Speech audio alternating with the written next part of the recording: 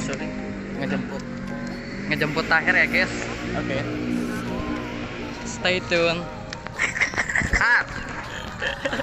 Halo guys. Juara 3 guys. Alhamdulillah. Guys, gua tuh ngeplog tuh. Hai guys. Kita mau ke gedung sate. Museum. Mau nyate dulu. Parah. Gimana Bung Ali? Habis nungguin Rohimat Ya, setengah jam, liar, 1 jam euy. setengah. Jadi lapar. Aduh. Tadi sempet makan cuangki dulu ya. Parah. Orangnya ya. Parah. Orang Tuh balik Google Map error. Google Map kan mat ya. Guys, jadi tadi teh kan kita teh udah kuriling cari jalan yang masuk. Nah, udah gitu teh aku udah nyoba tuh masuk dari sana. Katanya nggak boleh masuk, udah penuh museumnya. Jadi kita keliling-keliling dulu aja di luar. Aku teh nungguin Rohimat sama Jaki ada sekitar 1 jam setengah. Sampai aku tuh harus makan cuangki dulu ya sebentar buat ganjel-ganjel perut. Emang Rohimat rada-rada. Kalian jalan-jalan.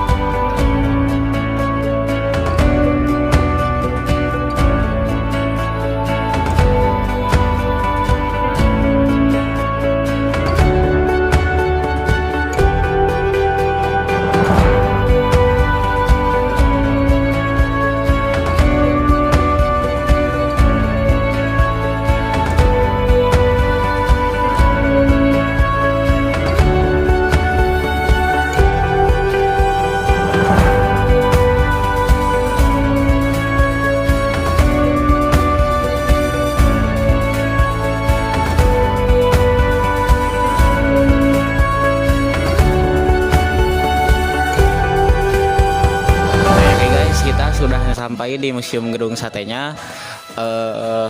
Setelah kita masuk, memesan tiketnya seharga Rp5.000 saja. Bisa kita langsung explore apa saja yang ada di dalamnya. Let's go. Jadi di sini kita bisa lihat ada lukisan tentang kuliner dan kebudayaan yang ada di Bandung. Dimulai dari ada delman, pemain yang sedang memainkan bonang, mie kocok, jeung kebanggaan Bandung pisannya Persib. Dan juga ada jembatan Pasupati, Masjid Agung, kebudayaan pencak silat, dan gedung-gedung ya, gedung apa ya, kalau yang bisa tahu boleh komen. Boleh komen di bawah. Selanjutnya ada tari merak. Iya tari merak bukan? Ya itu tadi. Cemiiu. Selanjutnya ada tempat yang kita datangi, intinya ini gedung satenya bisa dilihat ada sate di atas, makanya disebut gedung sate. Selanjutnya ada angklung, bandros, rumah-rumah yang ada di sini. Udah sekian tentang lukisan dari yang ini. Kita lanjut ke tempat selanjutnya.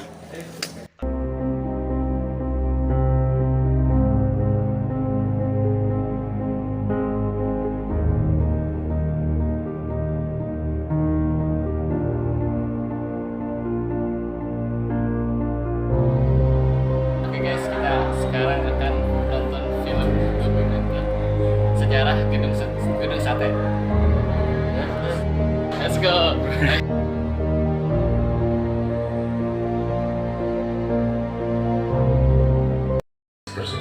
Jadi guys, kita lagi nonton audio visual tentang gedung satenya. Ini berisi 7 menit. Boleh video foto, makanya ini di video. Tapi nggak boleh pakai flash. Karena berhasil memadukan berbagai sebuah bangunan megah dengan arsitektur multikultur antara arsitektur timur dan barat yang harmonis. Satu abad menjadi saksi sejarah cerita tentang perjuangan bangsa Indonesia.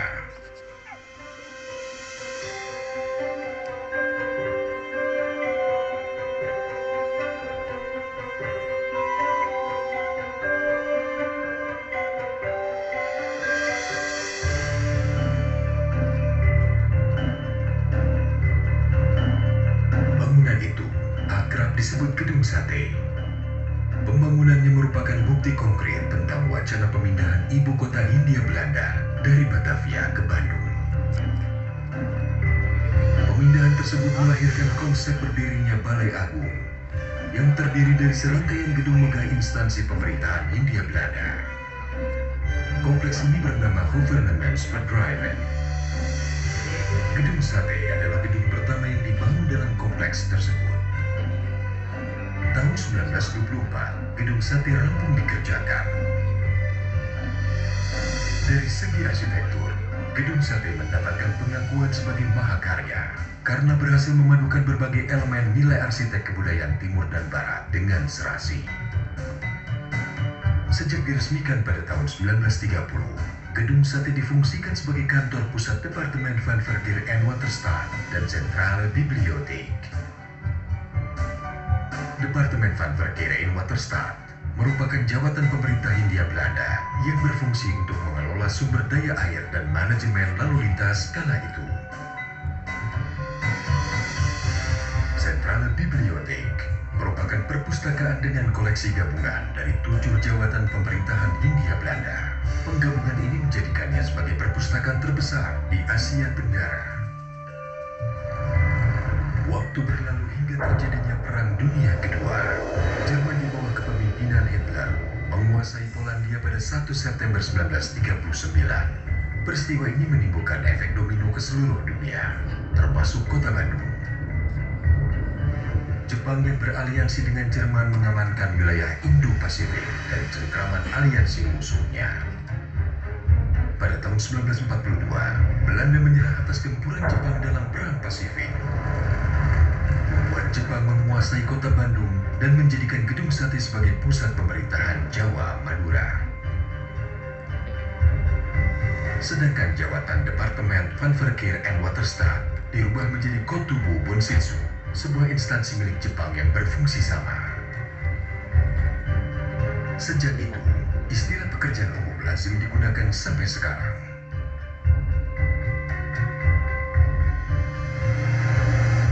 Pada tanggal 6 sampai 9 Agustus 1945, Amerika Serikat menjatuhkan bom atom di Hiroshima dan Nagasaki, Jepang. Peristiwa itu menandakan kemenangan absolut Perang Pasifik oleh aliansi Barat. Melalui melalui pidato radio siaran suara Kaisar pada 15 Agustus 1945, Kaisar Hirohito mengumumkan bahwa Jepang telah menyerah kepada sekutu. Kejadian itu menandakan penjajahan Jepang atas Indonesia berakhir. 17 Agustus 1945, Indonesia diwakilkan oleh Soekarno memproklamirkan kemerdekaannya, yang dilanjutkan esok harinya dengan penetapan Undang-Undang Dasar 1945 dan pembentukan Kabinet Pertama dan Organisasi Kenegaraan. Dalam Kabinet Pertama itu, Menteri Pekerjaan Umum dijabat oleh Adi Kusno Cokrosuyoso yang berkantor pusat di Bandung, Gedung Sate.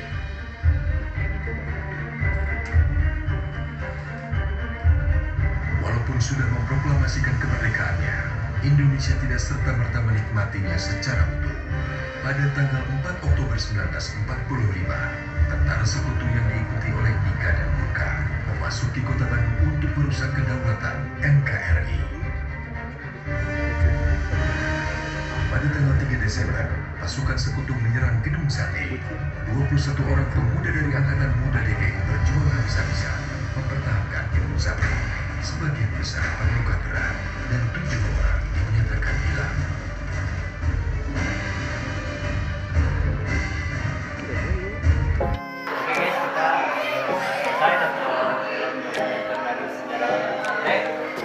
Kita lihat tempat yang lain. Let's go.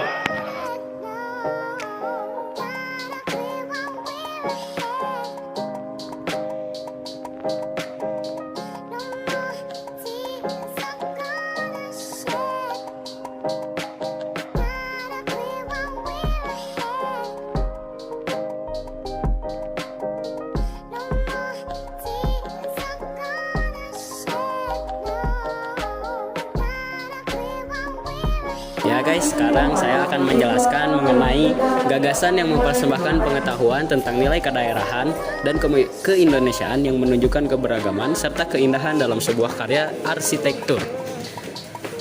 Pada tahun 1810 terdapat Bupati Bandung yang bernama Wiranata Kusuma II. Ibu Bupati ke Bandung, Wiranata Kusuma II, memindahkan ibu kota kabupaten dari Krapyak, Citareup ke lokasi alun-alun Bandung yang dekat dengan Jalan Raya Pos. Dan di sini juga ada contoh gambar Jalan Raya Pos. Dan di bawahnya pada tahun 1810 sampai 1812 terdapat pembangunan komplek alun-alun yang terdiri dari pendopo, balai Bandung, pasar, dan Masjid Agung Bandung. Dan di bawah ini terdapat tokoh yang bernama Herman Willem Daendels pada tahun 1808 sampai 1811. Daendels menjadi Gubernur Jenderal Hindia Belanda antara 1808 sampai 1811 dengan tugas utama melindungi Pulau Jawa dari serangan Inggris yang kala itu sudah memasuki wilayah Nusantara. Pada tahun 1820 terdapat Plender Negorich Bandung.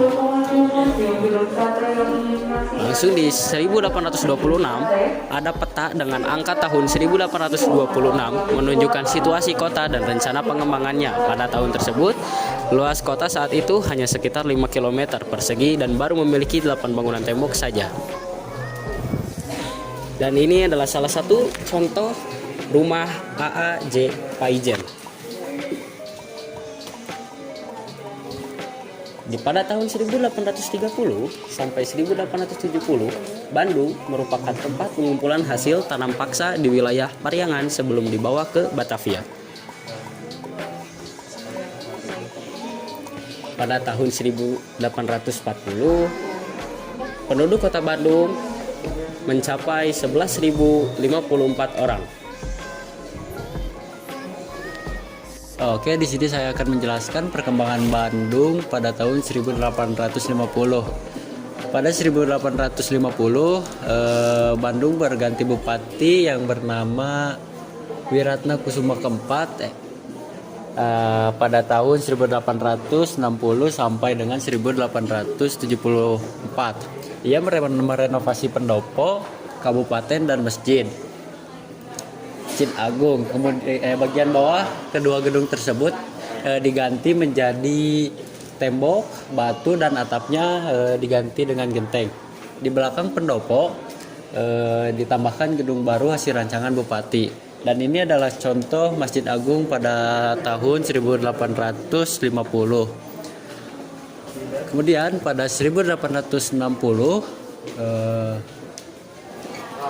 dan pada 1864 terjadi pemindahan ibu kota Kepresidenan Priangan dari Cianjur ke Bandung.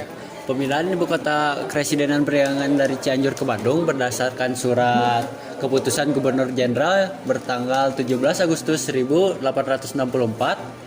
Residen Priangan saat itu dijabat oleh J.V.J.C.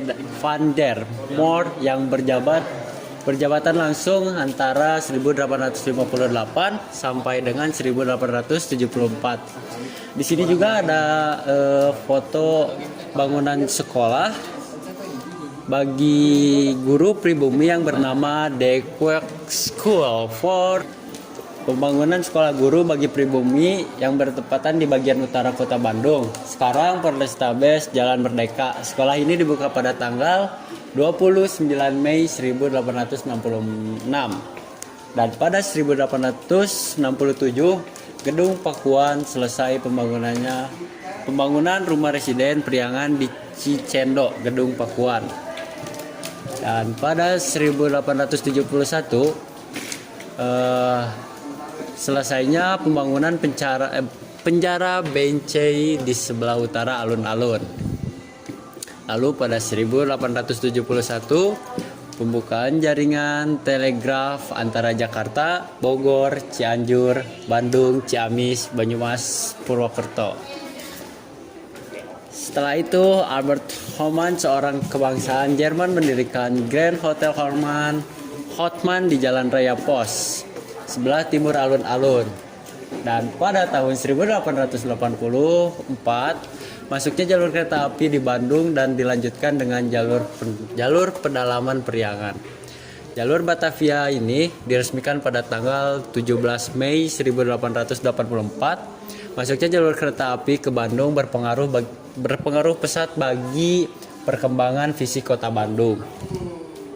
Dan di sebelah bawah sini ada sebuah bangunan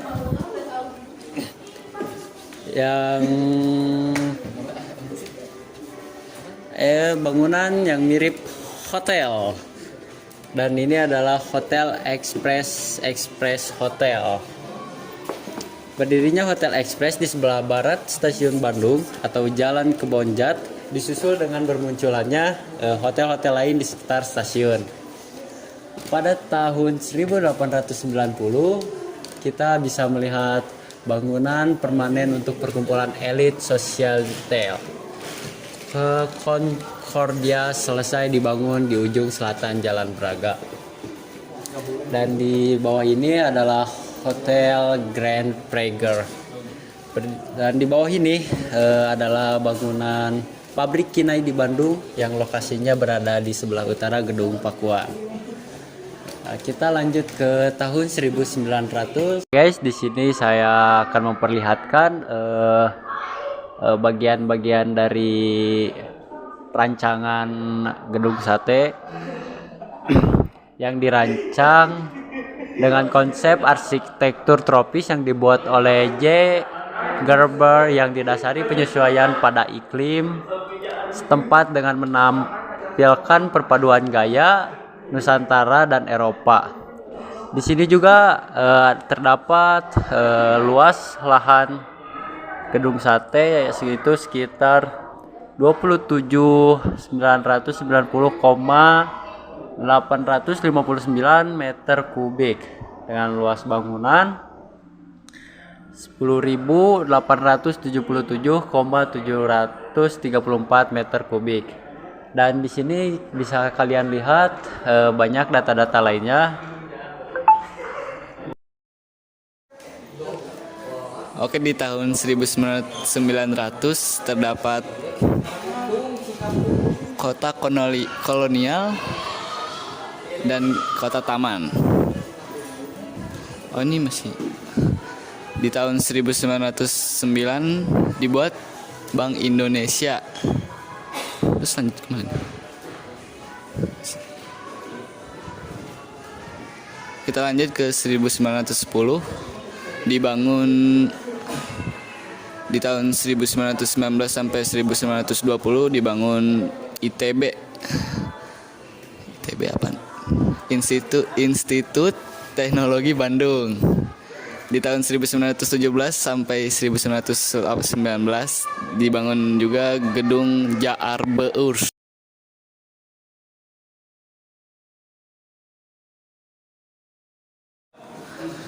Lalu di tahun 1920 ya, lapangan terbang Andir dibangun. Lalu ada konsep militer atau perencanaan pusat komando Angkatan Perang Hindia Belanda tahun 1918 sampai 1920. Palais van Vlager Komandan. Lalu pada tahun 1914 sampai 1923 dibangun Departemen Van Oorlog. Lanjut ke tahun 1920, B. Koops mempersiapkan kota Bandung menjadi ibu kota Hindia Belanda. GB. Government B. Kali ini saya akan menjelaskan dan memperlihatkan dari denah gedung sate. Berikut adalah maket gedung sate yang skalanya hampir 1:300. Berikut ulasannya.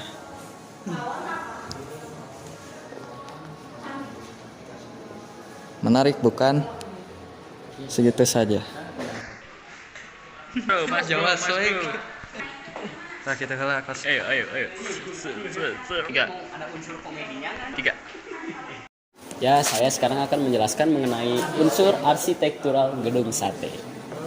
Di sini terdapat penangkal petir yang terletak di bagian paling atas gedung sate. Dan juga di sini terdapat kerangka atap atau roof truss. Di bawahnya juga terdapat kolom menara atau tower columns. Di sini terdapat ornamen Islamic ornament. Dan di sini terdapat ornamen kuncup bunga teratai atau lotus flower buds ornament. Dan di sini terdapat plafon. Selain itu juga di sini terdapat ornamen cincin setengah bulatan atau half ring atau spherical ornaments. Dan di sini juga terdapat atap sirap atau single roofs. Di bawahnya terdapat ornamen ragam hias pada konsol. Di bawahnya lagi terdapat jendela atau windows. Dan di bawah sini terdapat kaca patri. Di sini juga terdapat kolom glass block. Di sini terdapat tangga dalam kolom. Di sini juga terdapat ventilasi pada kaki bangunan. Selain itu juga ada ini terakhir, yaitu kolom pada sudut bangunan.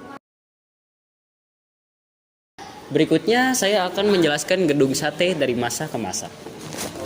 Pada tahun 1924, dua bangunan utama kompleks pusat instansi pemerintahan selesai dibangun, yaitu gedung sate dan kantor pusat pos telegraf dan telepon. Pada saat ini, gedung sate berfungsi sebagai kantor jawatan, pekerjaan umum, dan pengairan. Selanjutnya, pada tahun 1930, pada 25 Januari, peresmian gedung sate sebagai kantor pusat jawatan, pekerjaan umum, dan pengairan. Ini adalah salah satu tokoh Abikusno Tjokro Sujoso. Selanjutnya, pada tahun 1942, gedung sate diduduki oleh tentara Jepang dan dijadikan pusat pemerintahan wilayah Jawa Barat dan sebagai kedudukan komandan militer daerah, kantor pusat Departemen Pekerjaan Umum dan Pengairan. Masih difungsikan dalam bidang yang sama, namun dengan nama Kotubo Sunsitsu, yang dalam bahasa Indonesia berarti pekerjaan umum. Sejak saat itu, istilah pekerjaan umum menjadi lazim digunakan. Selanjutnya, pada tahun 1945, tepatnya pada 17 Agustus, Indonesia menyatakan kemerdekaan, diikuti dengan pengambilalihan aset-aset pemerintahan yang ada di Bandung, termasuk Gedung Sate. Pada tanggal 2 September setelah merdeka, pemerintah Indonesia membentuk kabinet pertama dan para menteri menyusun organisasinya. Pada 24 November, tentara Inggris, Gurkha dan Nica tiba di sekitar Gedung Sate. Pada tanggal 29 November, perwakilan Angkatan Muda Pekerjaan Umum meminta izin ke Komando Majelis Persatuan Perjuangan Priangan untuk melakukan perlawanan terhadap upaya pengepungan Gedung Sate. Selanjutnya pada 3 Desember, Gedung Sate diserbu oleh pasukan Gurkha. 21 pemuda dari Angkatan Muda Pekerjaan Umum melakukan perlawanan yang mengakibatkan 7 di antara mereka gugur. Tanggal 3 Desember kemudian hari diperingati sebagai Hari Amal Bakti Departemen Pekerjaan Umum. Selanjutnya, pada tahun 1948, tepatnya pada 23 Februari sampai 5 Maret, Gedung Sate digunakan sebagai tempat penyelenggaraan Konferensi Jawa Barat III untuk membentuk negara federal baru. Pada 24 April, pelantikan RAA Wiranata Kusuma V sebagai wali negara Jawa Barat yang kemudian diubah namanya menjadi negara Pasundan. Walaupun menjadi wali negara Pasundan, Wiranata Kusuma V adalah penduduk republik. Salah satu tujuan Wiranata. Selanjutnya, pada tahun 1952 ditemukan sejumlah kerangka di halaman belakang Gedung Sate di lokasi yang sekarang digunakan sebagai lapangan tenis. Setelah diidentifikasi, diketahui kerangka tersebut milik Angkatan Muda Pekerja Umum. Selanjutnya, pada tahun 1957, Gedung Sate sebagai kantor Dinas Pekerjaan Umum mulai menghasilkan rancangan serta memulai pembangunan proyek nasional Waduk Jatiluhur. Waduk Jatiluhur merupakan danau yang luasnya 8.300 ha dengan kemampuan menyimpan air sebanyak 12,9 miliar atau M3 per tahun dan merupakan waduk serbaguna pertama di Indonesia. Pada tahun 1980 sampai 2008, Gubernur Jawa Barat Aang Kunaifi memindahkan kantor gubernur dan pusat pemerintahan Provinsi Jawa Barat dari Gedung Kertamukti di Jalan Braga ke Gedung Sate. Ini adalah tokoh-tokohnya. Kita lanjut ke tahun 2013 dan 2017 pembangunan Museum Gedung Sate, dan 2018 penjabat Gubernur Jawa Barat. Oke, jadi saya di sini mau menjelaskan proses pembangunan Gedung Sate. Pembangunan Gedung Sate dimulai dengan peletakan batu pertama pada tanggal 27 Juli 1920. Penggalian tanah dilakukan untuk penanaman konstruksi beton bertulang sebagai pondasi bangunan dan pembangunan ruang bawah tanah dilanjutkan dengan pembangunan lantai pertama hingga ketiga. Selanjutnya 1921 selesainya pengerjaan ruang bawah tanah hingga lantai 3 dilanjutkan dengan pengerjaan konstruksi lengkung untuk pintu dan jendela gedung serta kolom pojok gedung bagian dalam dan luar. Selanjutnya 1922 dimulainya pembangunan menara gedung beserta penyelesaian dinding luar, perataan lahan sekitar dan pengerjaan atap. Selanjutnya 1923 dilakukan penyelesaian bagian dalam aula lantai 1 serta penyelesaian ornamen kolom di aula gedung. Selanjutnya 1924 menara selesai dibangun di bagian dinding sempurnakan dan diletakkan ornamen-ornamen batu di sekeliling bangunan. Gedung Sate akhirnya selesai dibangun seluruhnya. Jadi proses pembangunan Gedung Sate ini selesai pada tahun 1924. Oke, jadi di sini juga ada fakta pembangunan. Batu ini sebuah gambarnya batu bahan bangunan Gedung Sate dan Gedung Museum Pos diambil dari tambang batu Arca Manik Ujung Berung dan dari Cipatat Ujung Berung. Sekarang nama daerah tersebut dikenal dengan nama Sindang Laya Ujung Berung. Dan ininya sumber dayanya. Ada juga peraturan regulation untuk kawasan Gedung Sate. Pemerintahan kolonial menyusun peraturan bangunan khusus bagi wilayah tersebut. Beberapa pernyataan dalam peraturan itu adalah seperti gambar berikut ini. Ketinggian bangunan di sekitar kawasan komplek pusat instansi pemerintahan dilarang melebihi tinggi atap Gedung Sate. Dan ada juga sumber daya manusia. Perusahaan Bureau Anemer Lim Goh mendatangkan sekitar 1.500 tenaga kerja yang terdiri dari tukang kayu dan ahli pahat batu nisan dari Konghu, daerah Kanton, daratan Tiongkok. Setelah pembangunan Gedung Sate dan Gedung Pos selesai, sebagian besar dari mereka dipulangkan ke negeri asalnya. Di sini juga ada biaya pembuatan ornamen 6 bulatan kecil pada penangkal petir di puncak menara gedung sate melambangkan jumlah biaya yang dikeluarkan untuk pembangunannya 6.000 gulden. Di sini juga teknologinya gedung sate merupakan gedung kedua di Bandung yang menggunakan konstruksi beton bertulang dan semen Portland setelah gedung Bank Indonesia. Konstruksi ini menjadikan gedung sate tahan terhadap gempa. Gedung sate setelah beberapa kali diguncang gempa besar, antara lain gempa Pangandaran tahun 2006, gempa Tasikmalaya tahun 2009, dan gempa Yogyakarta tahun 2009.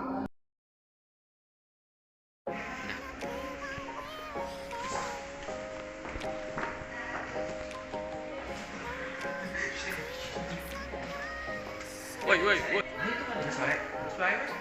Mana video? Oke, jadi sekian dari kami. Wassalamualaikum.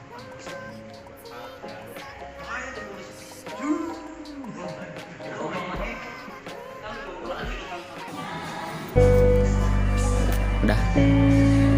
Jadi itu semua tempat-tempat yang telah kita explore. Di sini banyak yang bisa dipelajari dan kita ketahui tentang gedung sate Kota Bandung dan pembangunannya.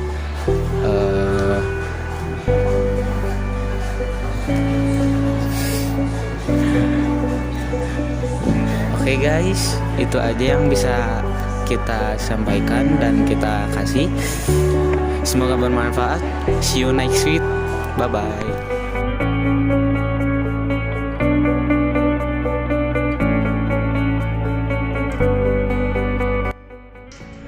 Sekarang kita OTW pulang.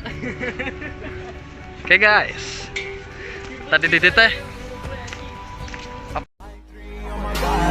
I'm an icon, man. And my girl about a 10. I should fuck her in a